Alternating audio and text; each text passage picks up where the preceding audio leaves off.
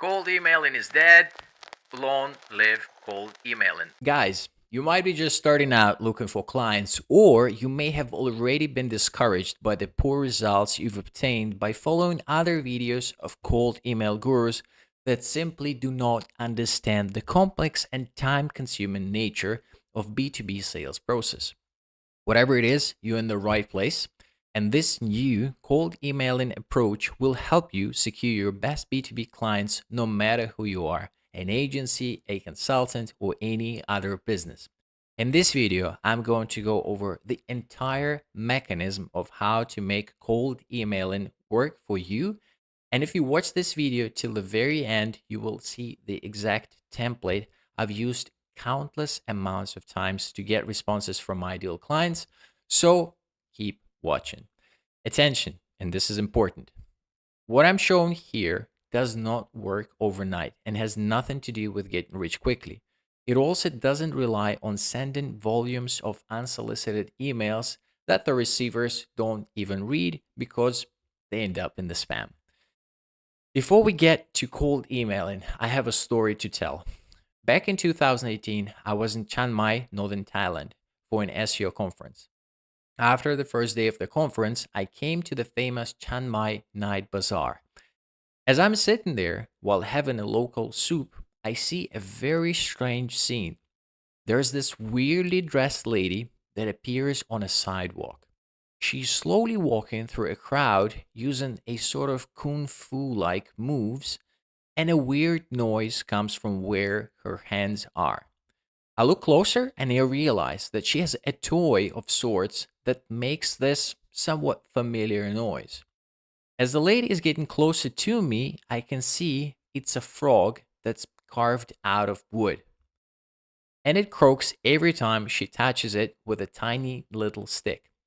And to fully immerse you in the atmosphere, here's exactly what I was seeing and hearing. I was lost. I was confused and a little bit scared by the looks and the moves of the lady, so I finished my soup and took off. The next day, the same thing happens. I'm sitting there with the soup and the lady shows up. It's all the same, the weird outfit, the kung fu moves, the croaking frog. I look at her again and think, again, this crazy one with this crazy frog. So I finish my soup and leave the place to only get back there the next day. And it's a day three, and again, it's all the same, the soup, the lady, the frog. But what's different is my thought process. I look at her and I think to myself, there's this cool looking lady with that awesome frog. I want to buy three of those. And so I did. Here are the important takeaways. The crazy lady grabbed my attention from the very start. However, it took me more than once to see the product I was being offered because I couldn't notice it as my mind was entirely focused and somewhat confused by this lady.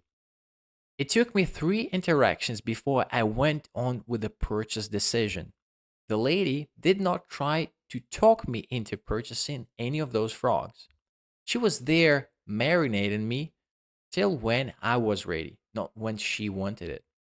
Now, let's put the story on the B2B world. 3% of an audience are actively looking to buy a solution, which is not necessarily yours. By the way, this figure, just like the other figures that I'm about to share with you, they all come from Chat Holmes' buyer's pyramid. So I did not come up with them. The 70% are open to buying. They are aware of the need, that they have it, but they haven't just started actively looking for a solution just yet. The other 30% are not thinking about it, not thinking about purchasing a solution due to the lack of the awareness. However, they may well be our future potential clients. The other 60% think or know that they're not interested. We're not really going to focus on them for our cold emailing campaign. A typical cold emailing campaign, however, is focused on top 3%, disregarding the 37%, while burning heavily through the 60% that are still important because we want to build some goodwill as well. Given that the content of our cold emails should cater for the 40% while building goodwill with the other 60. Here's what's important to remember. B2B sales cycle can last for a few months, and it takes around 7 touch points before converting a prospect. Hence, you want to build a system that encourages these touch points and makes it easy to maintain contact with your potential clients. What else is important? Know exactly what gets your client to convert. So we're aware of touch points already, but what else is important? Your offer needs to be relevant to your audience. And this comes from the social identity theory. So if it's not talking to them, if it doesn't apply to them, we don't even listen to this stuff. Your potential clients need to trust you that you can deliver what you're claiming, or they'd be wasting their time and money on you. This is their perceived opportunity cost. They want to understand the timeline, see that it's structured and predictable, and it sort of acts as another way for them to make sure you can deliver. And in other words, you know what you're doing. So they want to see exactly what you do to make sure that you know your stuff really. So, given all this, you're curious to see what the cold emailing strategy would look like. Well, I hope it's a yes because we're about to kick in. Let's start with understanding what we want. And again, we want a system that encourages the touch points. So we need at least 7 of those, caters to the 40% most likely to buy, the 3 and the 37%, builds trust and familiarity with you and your offer. And it's holistic and it's there when your potential clients, are ready to buy, not when you are ready to sell. Just think about my frog lady. Like she was there for me when I was ready. And it doesn't burn the system and it doesn't burn the other 60% of our potential audience too much. And ideally, you should also isolate your potential buyers from competition and immerse them into your ecosystem. And this system, like the what I'm going to show you now, it actually does this trick. This is really, really powerful. And now let's look at the general cold emailing strategy. So you need to have a solid offer and a specific ideal customer profile. So it has to be a very, very specific, a very relevant type of an offer. So if you're working with dental surgeons, that's an offer that caters directly to dental surgeons. Your email campaign will consist of at least 7 emails. So we mentioned that, the touch points. You will be sending it to a list of decision makers from your ideal customer profile. Then you have a set of case studies and real testimonials, ideally video. They're the hardest ones to get. There are tricks to get them as well. You have to push for the video because out of the video you can create a video you can create a written testimonial, you can create an audio testimonial, whatever. Yeah, but the video is golden. As I said, there are some tricks to get. I have my clients that talk to me is like, Artem, this is so hard for us to get the video testimonials from our clients. Like, I cannot do that. And then I share a couple of tricks with them and then they get it. So it's actually quite easy to do. You just need to know what to ask for and how to make it happen. If you need some help with this, reach out to me. I'll let you know how to do this. Then you also need what I call bite-size what content that rather than how-to content, because the idea is that you will be educating your ideal customer profile representatives with what they're doing wrong essentially and what can be done right. You don't want to teach them how to do it themselves because they're most likely not into it. Then you have to have a basic retargeting campaign that has a call to action. Call to action is typically schedule a discovery call. You can also use anything like freebie to see, basically to bribe people into scheduling a call with you. But the idea is that you have to first talk to them. Yeah, you can pre-qualify them, but you have to talk to them because that is another way of building rapport. And rapport is it's essential for making the sale fall through. If you need help putting all of this together, I'm your guy. Reach out to me. Link is in the description. Now, let's look at each email more specifically. Email number 1 is the most important email. We'll talk about it a little bit more in future in a few moments. The first email is the opportunity email. It requires some heavy, even though pretty short personalization. You also need to have an offer there, social proof, the call to action to the landing page. And don't worry, I'll show you exactly what the landing page is in a moment and what the call to action is as well.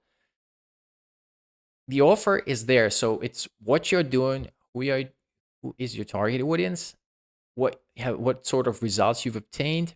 If you can name drop, this is the opportunity. Like if there is a well-known representative of your ideal customer profile within the audience that you're reaching out to, you should absolutely mention it. However, if you've been personally or your company has been mentioned somewhere online in some publications, like for example, I've been featured by Fast Company some time ago for some other stuff that I was doing previously. So I would definitely mention this because, well, I have this accolade, so I can totally share this. This is the time you really want to stand out and deliver as much value in terms of your offer and show them exactly what you're up to. Second email is the objection handling. So in the first email, you don't really spend too much time talking about who you are. You just reach out to them, say, yo, guys, we're reaching out to you. Like, this is what we do. We've done this previously. We've got all our experience, and this is how it all works.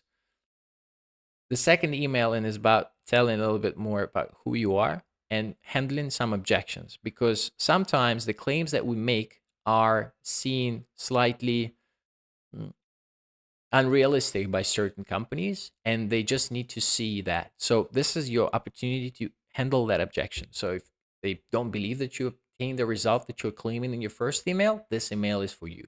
So this is where you kind of talk about that. The third email, this is the story email, the case study email. So this is it. This is your opportunity. So if you're reaching out to dental surgeons, this is the story that you will be telling. You'll be telling them about how you worked with this other dental surgeon. Again, identity theory, remember about that. If you're reaching out to a very specific type of an audience, the case studies need to come from the same type of the audience. So you share the case study with them, which has the call to action to check it out. So basically, the case study is published on your website, and I will show it to you in a moment. Once you do that, you follow up with the next email, and what this email is called added value email. This is the time for that what content that I mentioned previously, and this is when you're going to share trends, some findings, or maybe answers to some of the most frequently asked questions.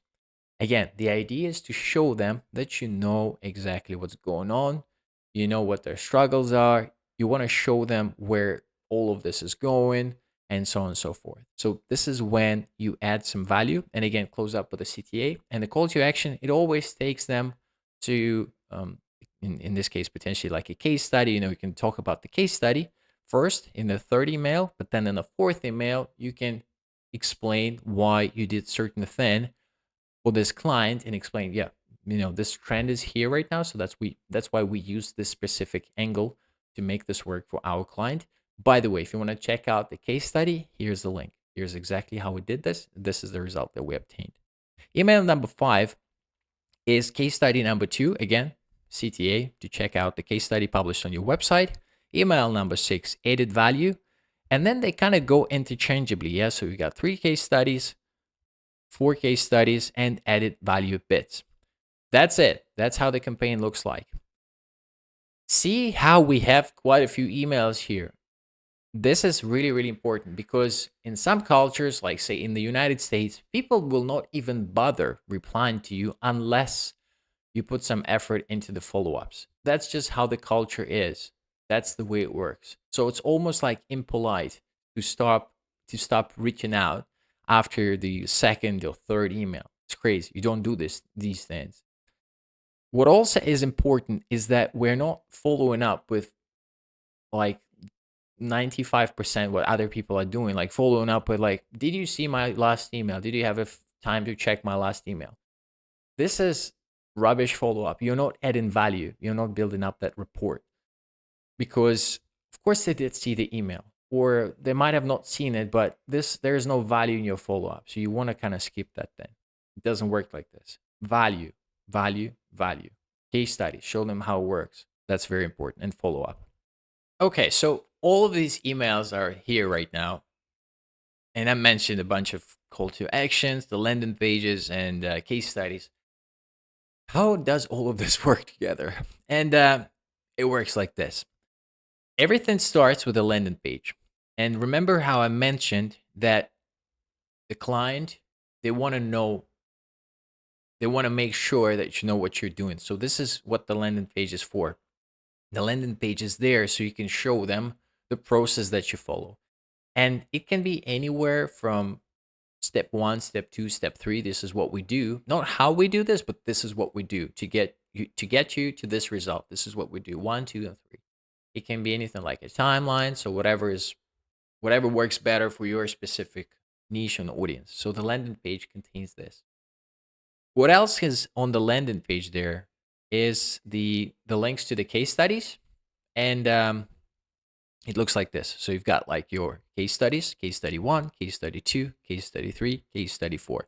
And remember, we've already like email number 3, email number 5, 7, and 9. So these are the links that go directly to these case studies. The added value emails, you can also use them to send traffic to the case studies. So it also works. But the emails 3, 5, 7, and 9 are specifically dedicated to the case studies. So that's how it operates. And as you can see, each of those case studies, they have what I call VT, and VT stands for video testimonial. Because one thing is you going out there and writing what you supposedly achieved for a client that you worked for in the past, and then the other thing is when this client comes out of nowhere and in the video tells the world that yes, you've actually done what you're claiming you've done. So the value of this case study for your future business just goes up exponentially, because you can write whatever you want, but once you have your client actually come out on a video, record a video, and let everybody else know that you're legit, it speaks volumes about yourself and about you or what you're doing. So that's why it's so important to obtain those video testimonials and make them work, because we will also need them somewhere else. And each of those case studies will also have a link to a book a call page. It can be a separate page, or it can be a page. The calendar can be on the case study pages as well, because you will be embedding it within iframe. So if you use Calendly, I use Zcal, for example. So whatever it is, there's a bunch of options out there. So the idea is to get people to book a call with you, yeah, after they check out your landing page, case studies, so they know more or less what to expect. So they kind of self-select themselves and pre-qualify themselves as well. Okay. However, having a link to a book a call page from the landing page, or just having an embedded calendar on the landing page, also works well, because they might be checking out your process and then they're like, yep, these guys, they know exactly what you're talking about. They fit us. They check out the case studies, and then they want to book a call. So it saves them a click. And one thing that you don't want to do with the visitors of your website or whatever it is, you don't want to make them think. You just want to give them one action to do. And in this case, it's all geared towards having them schedule a discovery call with you. Okay. Now, what happens next? So you have all of these case studies, you've got all of these landing pages and book a call, like all of these pages, and you've got a tremendous email sequence filled with value for a very specific type of an audience, specific offer, call to action. Everything is just so good. So even if you just run this thing, you will get clients. Yeah, if your offer is good, if you're in the right market, you will get clients. However, this then just makes it so much better. So what happens next? What happens next is what I call remarketing magic. Because every time somebody clicks on that page, yeah, anytime somebody clicks on that call to action from your email and ends up being on your website, this is when they get pixelized, or whatever you want to call that. So each of those pages contains, you obviously have to set it up, either Facebook pixel, LinkedIn pixel, Google Ads pixel, whatever it is. So the idea is that all of these networks they know that this person has visited your website right away. And then after that, you start showing them ads. These are called RA, stands for remarketing ad, remarketing ad 1, remarketing ad 2, remarketing ad 3. And that's how it works. VT, again, video testimonial. So the same ones as in the case study pages. Because just like I was sitting there with a soup being marinated essentially by this weird looking frog lady every single day, she didn't change her message. She didn't talk to me. There was no extra, no nothing. But my thought process, my thinking, I was getting used to her, and then all of a sudden, her offer made a lot of sense to me. This is exactly what happens here. So they go check it out. And very importantly, very frequently, people, like most of the times, nobody replies to the cold email messages. Yeah, it's just their reality of this. However, they do click the links to check it all out.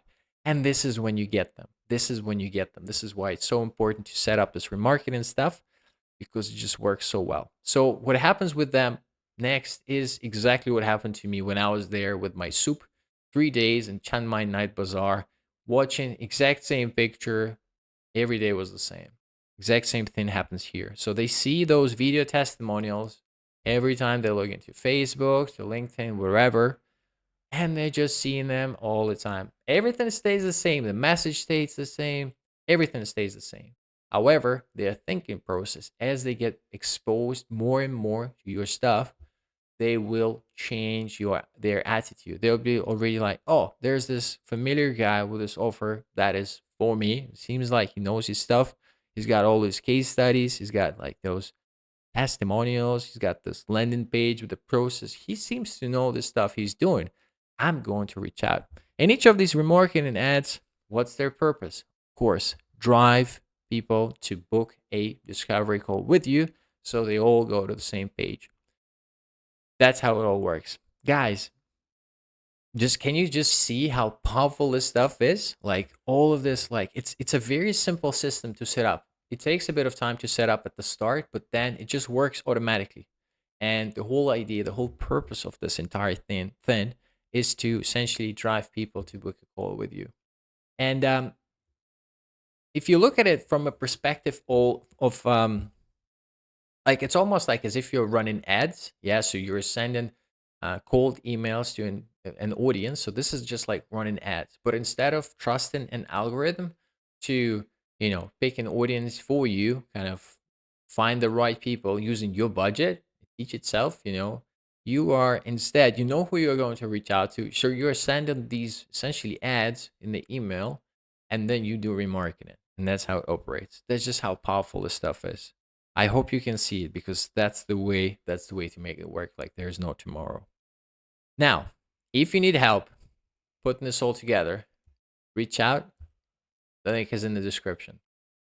Tidbits. So let's walk through these small bits, small but very, very important aspects of cold emailing campaigns. Okay. You have to use a business email. So you can use Google Workspace, whatever it is. It shouldn't be at gmail.com. Yeah. It just it doesn't work. So ideally, and it makes all the sense, but I still want to point this out, you want to have your landing pages and case study pages sitting on the same domain as your business email is originating from. Okay. Next bit is have a professional signature and an avatar of yourself. We have to use every single trust signal we can. Having a quality image, where you're smiling, when you are trustworthy, like this is important. Professional signature helps you to stand out as well. You can also have a link to your LinkedIn profile. It doesn't matter. They can click on it, check you out. Again, get exposed to some of your content that you published previously, hopefully, and follow you if necessary. It also helps them to end up in your ecosystem, something that I mentioned earlier in the video. Yeah, when they are essentially, um, isolated from your competitors. That's the idea. Next thing is having the DKIM, SPF, and DMARC records set up to avoid getting into the spam. So this is just a technical setup done once, but it's very, very important, because if you don't have these records set up, If you're going to send any volumes of emails, you're more likely to get into the spam folder. You don't want this. And so that's why it's important to set it all up. Use email warm up tool to help deliverability. It's really important because the way Gmail and other email providers, they kind of see what sort of response rate your inbox gets. And with cold email, you can imagine that the response rate will be pretty low. And if the response rate is pretty low, they know that you're probably spamming, sending mass outreach emails, cold emailing people. And while obviously it's not the case because you're sending quality stuff and personalizing every single email, I recommend you still use the email warm up tool because it will mimic the activity that users create by replying to those emails, like some of those automatically sent emails. So it all looks a little bit nicer. So it's one of those little tricks. Don't use spam words because they trigger deliverability filters. This is a huge factor. So there are some words like call me now, like stuff like this, when you start over promising things. So there's a whole list of spam words, you can find it, that really affect the deliverability. So don't use those spammy words, stop words essentially. When you will be searching, so I always recommend using LinkedIn for finding the decision makers from that belong to your ideal customer profile. And then you can use specific tools to extract the emails that they have on file on LinkedIn to reach out to these people. I recommend you use the best tools to do this. Yeah, because you want to get good quality emails that are actually functionable, that are functioning okay, because if not, you will be sending to the emails that do not exist. And if you send in emails that don't exist, they will be bouncing, and that's not good. Also affect deliverability, and your campaign efficiency, effectiveness goes down as a result. So you can even verify them to make sure that you're only sending emails to good emails, quality emails. I also don't recommend sending more than, I wrote 100 emails here, but really like up to 80, 90 maybe from per day from the same box, because 100 is really like, it's a little bit too much. Like I always had issues with this. So that's my guidelines in this regard. What's also important is pace yourself. You don't need to send an email like every 2 days. Again, business to business, sales process can take a while. And I was there getting exposed to this frog lady for 3 days, but my purchase decision was like, I mean, that frog was super cheap. It's almost like an impulse buy of sorts. So in this case, it's very, very different. So if you really want to take some time, you don't need to depend, of course, depends on your market. If you're reaching out to smaller companies with like one or two, three employees, their decision making process is a lot quicker. So you can kind of maybe speed things up. But like they will remember if you send out quality stuff, they will remember you're the guy. And you have this campaign, you can run it for, maybe like a month or maybe 2 months. So keep going, keep sending, because these things they take a while. Obviously at the start you want to have clients now or yesterday, ideally. I get this. B2B sales cycles take a while. So keep sending those emails, send them quality stuff, they will convert. Okay, trust the process, trust me. Now, I told you at the very start that if you watch this video till the end, I'm going to show you how to structure a first email, and I'll show you the template as well. Here's the time. First email is the most important email because, well, you cannot make the first impression twice. So that's why I say have a quality like avatar, yeah, yourself, have a good quality signature. All this stuff is very, very important. You want to start with their first name, obviously, and you want to personalize the first line with a witty, attention-grabbing comment about them. Okay, personalization is key, especially for the first email, because you want to show that you did some homework and that you're not like throwing pasta on the wall and seeing what sticks. The idea is that you want to show them some love. And there's often like people, because remember, it's the other person, they're just like yourself. Like imagine you're on their side, yeah, and you're just getting this mass outreach email. And by now, we're all seen this, like everybody knows that this is automated stuff. So you want to go out there and just show them some love with this first line personalization.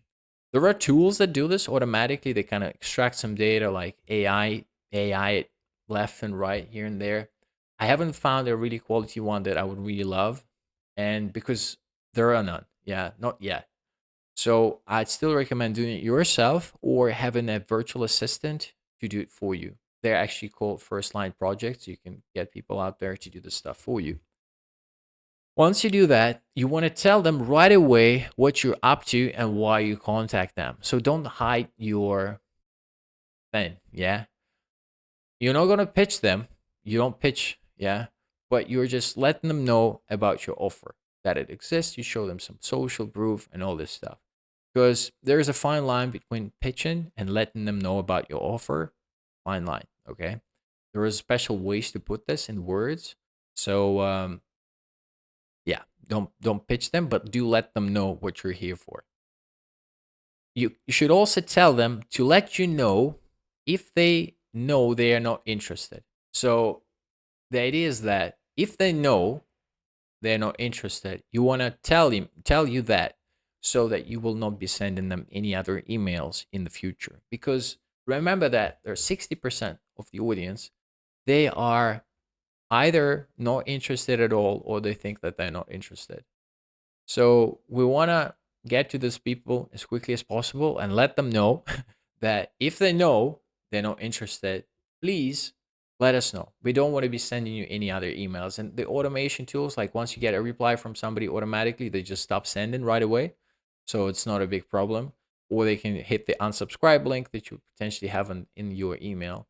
The idea is that once they do this, they will not get our emails. And if they continue getting our emails, they start like tinkering with them. They start flagging them as spam, like doing all these nasty things that do not help us to actually reach the people that care about our offer and want to do business with us. That's why it's so important to get rid of these people, because like whatever it is, sometimes they don't like you, sometimes they don't like your face, sometimes they don't like the way you wrote a sentence, whatever it is. Get them out, let them know to let them know to let you know about this stuff. Okay, it's important for deliverability. And the first email, again, you want to close it off with a CTA, so to the landing page, something that I've shown already in my previous slide. Now the template, first email template, this is what it looks like. Hey, first name. The first line personalization, this is the moment for it. This is your permanent part. So this is where your offer and the social proof goes to. This is it. Keep it short. Make sure like every single word needs to be calculated. So if you can get rid of something, get rid of something. Okay. Just don't have it there. Make it as short as possible. Call to action. Invite them to click to your landing page. Yeah. So they check it out and they go to the landing page. Signature. That's it. That's it. That's it, guys. Because it's this email. There's nothing better than this template, and it always works. Yeah, because it's just follows everything. It does everything right. There's nothing else. What you can improve is your offer and your market. Yeah, that's the only thing that you can improve. But first line personalization usually clicks pretty well, and then the rest is very very predictable. If you need any help with putting all of this together, reach out. Link in the description. Frequently asked questions. I don't have many here. It's just to get the conversation started. If you have some questions, do leave me a comment in the comment section, so I'll get back there and answer them when I have a moment. What's the landing page? What's on the landing page where the first email goes to? And we talked about that. This is where you post your process. So exactly what you do to achieve the results you claim. Okay. Step number 1, we do this. Step number 2, we do that. I don't know like how much of the detail you want to go to and what you, because it really depends on how educated your client is, what the sales process is like, and so on and so forth. However, it is a good idea, because what happens is that, just think about it. They're living their life, then all of a sudden they get an interesting invitation from somebody they don't know, so they don't kind of trust you to begin with. You're dragging them out from their comfort zone, having them click on a link that leads them to landing page they've never seen before. So having a process, having them read the process to show them that, it's all like structured, kind of helps them to regain this level of comfort because they see that, okay, it kind of makes sense. All these dots connect. So that's really the idea of having this process published. Do you recommend any tools to send out the emails? Well, any tool can work. There are a lot of newer outreach tools that cost less than the established ones. So I recommend you go check out whenever you're watching this video. Go check out the internet. Check out AppSumo. Sometimes they have some new email outreach tools emerging there, and you can get a really good deal. I'll give you an example with say like Mailshake. When I first started using it years back, it cost like I think it was even like $7 or $6 a month. Then it went up to $10, and now I haven't checked out the landing page for a while, but I think it's around like 70, 80, whatever dollars a month. So it's maybe even more expensive for their more expensive plan. So it's like the price for that then really, really emerged. Let's put it that way. And so yeah, in reality, it's a very basic tool. Yeah, it just sends the emails, and you just need a follow up feature as well if they don't respond, and that's it. Are remarketing ads expensive? Well, you can start with $10 per day to get a few people click. It depends on the platform. So obviously, like say LinkedIn would naturally be more expensive than Facebook. Um, and your audience, yeah, so say if you are targeting CEOs, there's of bigger companies, there'll be more demand for them than for others, and your offer might be, so it depends. But remarketing ads are a lot like cheaper than sending cold traffic. Yeah, a lot cheaper.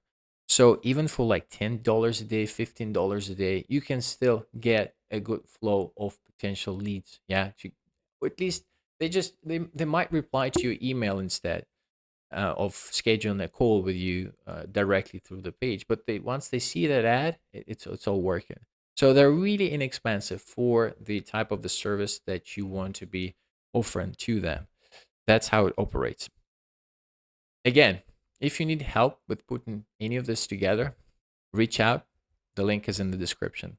Guys, I hope this video of cold emailing, how to cold email your clients, has been of help. And subscribe to the channel, leave comments, ask me questions, and I'll see you in the next video. Take care.